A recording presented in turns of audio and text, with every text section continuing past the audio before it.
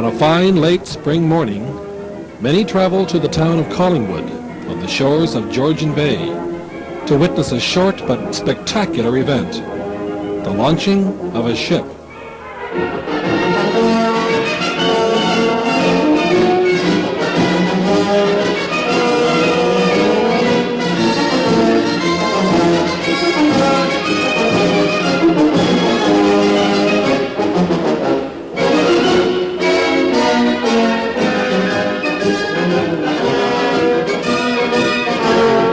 The launching of a steel hull, more than 700 feet long and weighing thousands of tons, is quite an undertaking, in this case complicated by the fact that there is very little room in the narrow launch basin. Huge portable curved reflectors are used to protect the buildings from the enormous force of the displaced water when the ship enters the basin.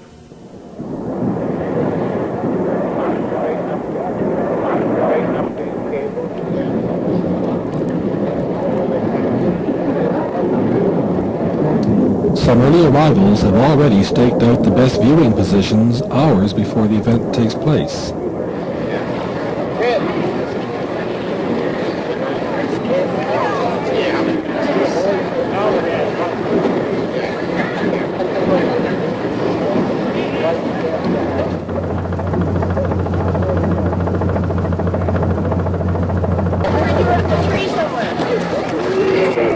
Prior to the launching day, huge timber slipways, on a slant, have been inserted between the building blocks, and since early this morning, a gang of workmen have been working to transfer the weight of the ship from the erection supports to the slipways. The top of the slipway timber is greased before the sleigh is placed on top of it.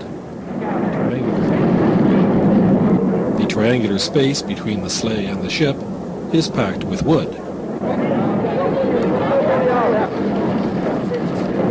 A horizontal row of wedges is placed between the wood timber packing. All morning, a group of workmen with sledgehammers has moved from the back to the front of the ship, hammering these wedges home in rallies.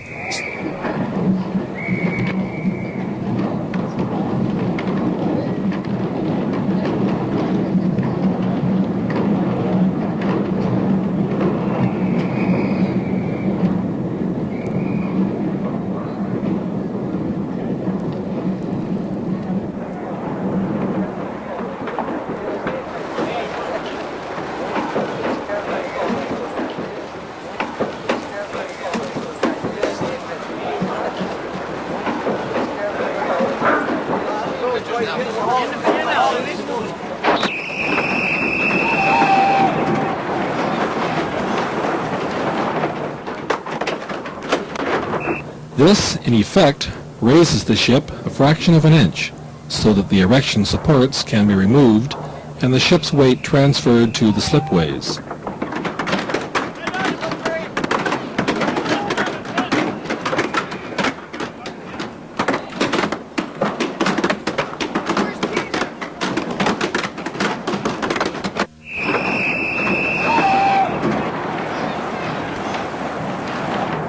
The gangplank has been removed, therefore the deck crew has to be hoisted aboard.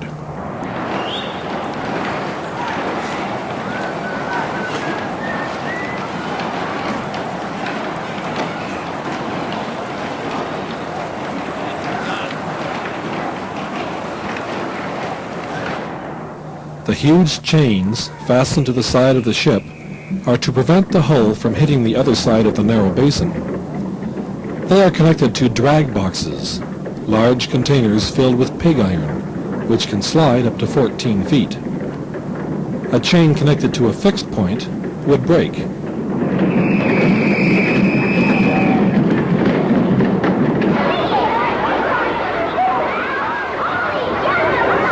The event is very popular with school children, who show up en masse under their teacher's supervision.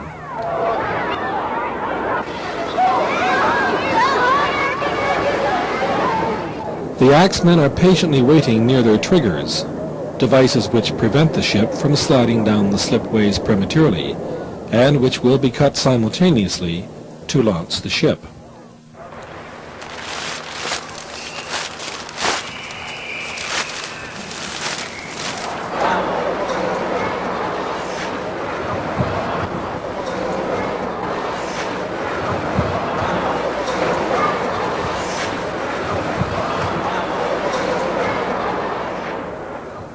This is my last launch.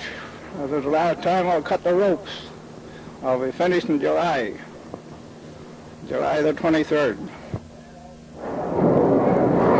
Yeah, take off. The rope lashing over the cutting block is connected to a steel cable, which leads in turn to a sturdy steel cantilevered beam supporting a hefty wood timber pushing against a steel bracket welded to the ship's bottom. When the rope is cut, the steel lever falls away, as does the timber, so the hull is free to slide.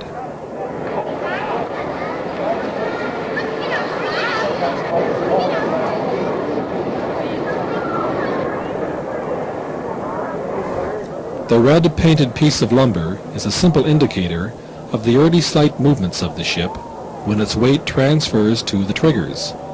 It is constantly monitored by the telltale men at the bow, who by walkie-talkie are in constant touch with similar observers at the stern of the ship. That's the whole thing. Away we go. There seemed to be some concern about them dogs coming out back there, but she's down 11/16.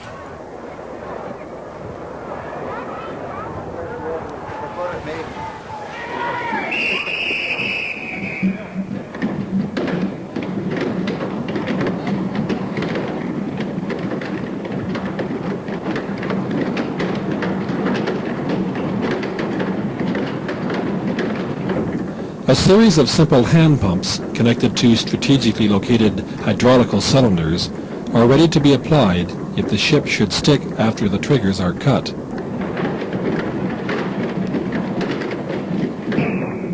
These steel straps, called dogs, are an additional safety device to prevent a premature launch. When they are disengaged by hammering the wedges to remove the staples, it signals that the axes are ready to fall and that the launch is imminent.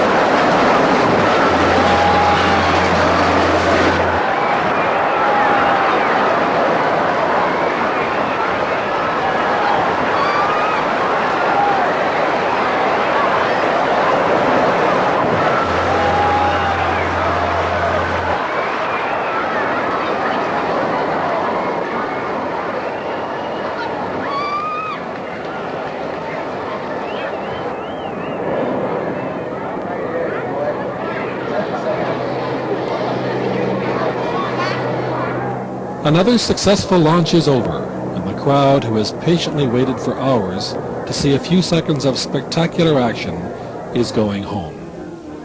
Most of them will be back the next time.